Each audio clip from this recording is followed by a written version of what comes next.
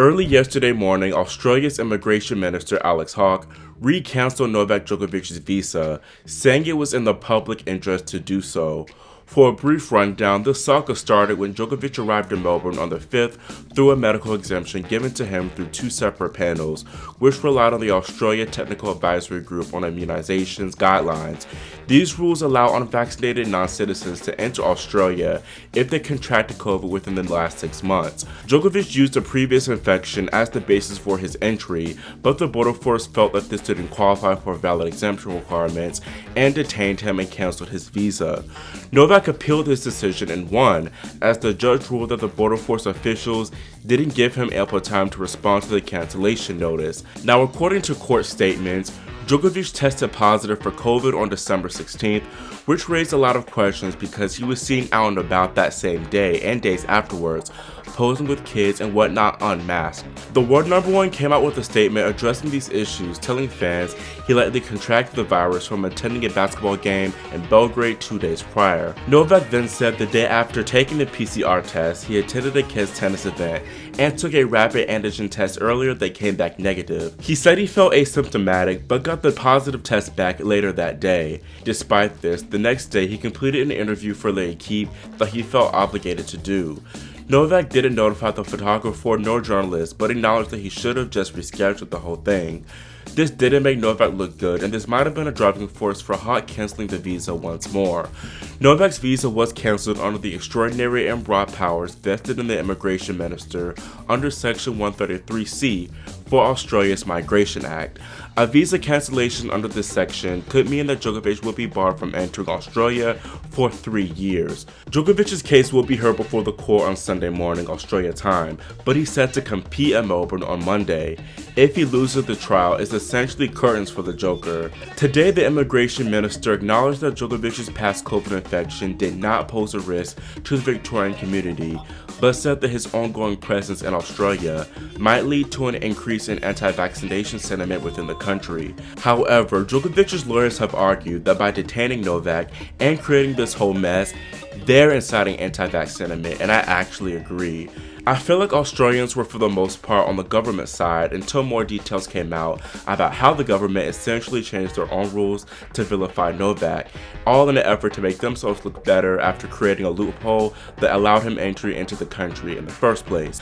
I keep saying this and I'll say it again. This all could have been avoided if they were just more direct with their rules and enforced a strict vaccine mandate for those entering the country. This still isn't a good look for Novak though, because you have 97% of the top 100 that got the vaccine to play in Melbourne.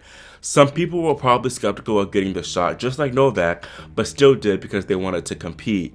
Then you have Djokovic, who, with a lot of help from Tennis Australia and ultimately the government's board ruling, is able to enter the country without being vaccinated. This all could have been avoided if he'd done like his peers and gotten the shot, but it all roots in Australia's messy rules in my opinion. Tsitsipas actually called out Djokovic for getting through the loophole, saying he's quote playing by his own rules and has been doing what not too many players had the guts to do.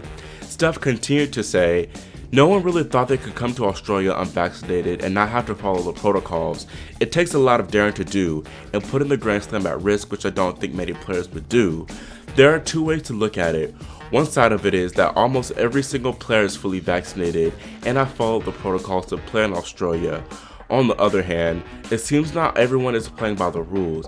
A very small majority chose to follow their own way, which kinda makes the majority look like the fools. Conversely, Aussie Nick Kyrgios has been kissing Djokovic's behind throughout this whole ordeal, and says it pisses him off how Steph and Rafael Nadal are not standing up for him and supporting him. Kyrgios also revealed that Novak sent him a DM on Instagram thanking him for his objectivity and support. Nick continued the butt kissing, saying, "I honestly want him to effing win the event.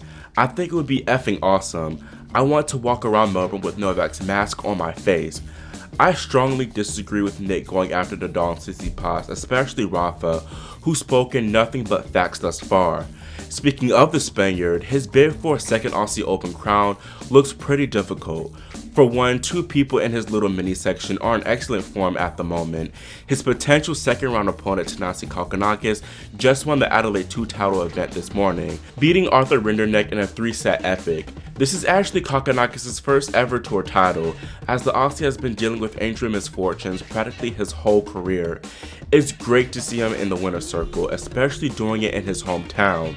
I think Thanasai can definitely pose a threat to Rafa if he's on his game, but I do expect Nadal to completely tune in for this one from the first ball. Meanwhile, Cindy champ Aslan Karatsev could be Rafa's opponent in the 4th round. Aslan completely dismantled Andy Murray 3-3 to claim his 3rd ATP Tour title. I definitely think Aslan has the firepower and repertoire to conquer Nadal, and he'll surely rely on his good vibes from his big breakthrough here last year. However, Hubert Hurkacz is the likely opponent for Karatsev in the 3rd round, and the Pole has been playing well lately himself. Hurkacz actually crushed Karatsev in their last meeting, so he definitely has the game to withstand the big-hitting Russian. Aslan is just playing really strong tennis though, and I'll choose him to come through against both Hubie and Rafa to make the quarters. I think Karatsev would face Denis Shapovalov in the quarterfinals. Denis doesn't have an easy path to the last 8 though, potentially playing Riley Opelka before Alexander Zverev in the 4th round. Though Zverev is a pretty big favorite to claim the title this year, Denis has done pretty well against the German recently, plus I think the quicker Melbourne conditions will suit him nicely. Moving up, I see Matteo Berrettini coming through his section, although he faces challenges from American Brandon Nakashima and possibly Tsitsipas Slayer Carlos Alcaraz in the 3rd round. I think Matteo can handle Brandon without too much hassle, and then Alcaraz is kind of a question mark as he hasn't played since being diagnosed with COVID late last year. Also, Chilean qualifier Alejandro Tabilo could definitely give the 18-year-old a sweat. I think Pablo Carreño Busta would make the 4th round there, as he looks stronger than Cam Norrie thus far. Norrie has a tricky opener himself, playing Sebi Korda. Then rounding up the top half is Djokovic's section, and it's very favorable, so it is unfortunate that he probably won't be able to compete. I have Gael Monfils coming through here to reach the quarters because he's in the best form out of everyone not facing deportation. He looks extremely focused, tearing through the field in Adelaide last week. I think he's ready for another deep major run. Going to the bottom half, we first have Casper Ruud's section. Casper's looked decent thus far in 2022, but so has Alex de Minaur, who played really well in Sydney for the ATP Cup, getting wins over Berrettini and Humbert. He always performs well at home, and I for sure think he has the game to oust the Norwegian. Moving down, 5-time Aussie Open finalist Andy Murray once again faces Nikolaus Basilashvili as the two had a pretty intense battle in Sydney. I honestly give the edge to Nikolaus because while Murray is the better player, I'm not sure of how much gas he'll have in the tank after a long week in Sydney. Regardless of who comes out of that one though, I believe Jannik Sinner will send them home. The 20-year-old has been extremely solid in his past few events, and I think he has an opportunity to make some noise down under. He's also my pick to make it out of this section. Next, there's Tsitsipas' section, and he's on course to face Roberto Bautista Agut in the 4th round. However, I think only the Spaniard would make the 2nd week. Tsitsipas is a question mark because he did have an elbow surgery at the end of last season, and while he says that he's near 100%, I'm not sure if he'll hold up for best of 5. I feel like Grigor Dimitrov will take him out in the 3rd round. Meanwhile, Bautista Agut also faces a potential threat in the 3rd round from Taylor Fritz. Fritz might face compatriot Francis Tiafoe in the 2nd round, and while Big Foe can pull off the win if he brings his game, he hasn't carried his 2021 form into 2022 thus far, so I picked Taylor. I still have RBA getting through to make the quarters here. Next, Andrei Rublev, who could take Novak's spot in the draw if the Serb withdraws before the event starts, has a decent draw, not facing a challenge until Marin Cilic in the 3rd round. Rublev is susceptible to an upset to the Croatian as he has not had match play this season. I will actually pick Marin to pull off the upset for this reason and make the round of 16. Meanwhile, Felix Auger-Aliassime has the tough opener against Finland's Emil Ruusuvuori and could then play Dan Evans in round 3, who's playing well at the moment himself. Evans has a tricky 1st round match playing David Goffin, but I think that he'll be good. Felix really should get through his section, but I have a feeling that he'll unnecessarily falter early, so I have Evans moving through to the 4th round and ultimately quarters. Lastly is Daniil Medvedev's quarter, and at the top is Diego Schwartzman, who's essentially guaranteed to play a big serving American in round 3, either John Isner or Maxime Cressy.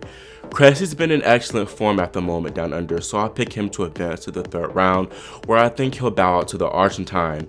Then Daniil's mini section is full of uncertainty as he could play the skillful Nick Kyrgios in round 2, then Ugo Humbert in round 3.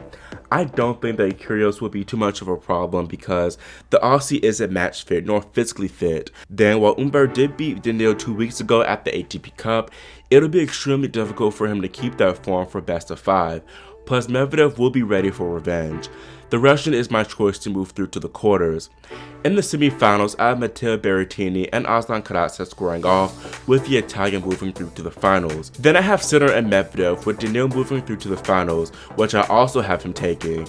I know these picks probably look weird, likely due to the fact that Novak, Rafa, Steph, and Zverev aren't in the quarters, but I just have a feeling that we'll have a different lineup this year in Melbourne. Closing out the men's preview section, here's my top first round popcorn matches to watch. Ending this video with some good news. Netflix revealed yesterday that they're currently producing a docuseries that follows the ATP and WTA pros throughout the big events and slams in 2022. The docuseries, which will include the Djokovic drama, is produced by the same people who made the F1 series Drive to Survive. Tsitsipas has already confirmed that he'll be a part of the series, and it appears that Berrettini, Fritz, Thiem, and Tiafoe will join him. Maria Sakkari and Alina Svitolina were confirmed for the women. Speaking of the WTA, I want to shout out both Madison Keys and Paula Badosa for their titles in Adelaide and Sydney respectively. Keys claimed her first title since 2019 and played amazing all week. She's definitely one to watch in Melbourne. Then Badosa clearly has that momentum from Indian Wells, outlasting Krejcikova for her third tour title. Anyways, I think the docuseries is great news for the sport because it'll likely get more people interested, which is desperately needed. I haven't watched the F1 docuseries yet, but it did appear to attract greater interest in the sport, so hopefully tennis will reap the same benefits. That's all for this video, and let me know in the comments how you feel about the Djokovic saga, and whether you think he'll even play the Australian Open. Also, how do you feel about the men's draw and my bold predictions, plus the Netflix docuseries? Make sure y'all subscribe, click the notification bell, so you're notified whenever I post my Aussie Open update videos. Thanks for watching, and I'll see you next time here on Grand Slam Tennis News Today.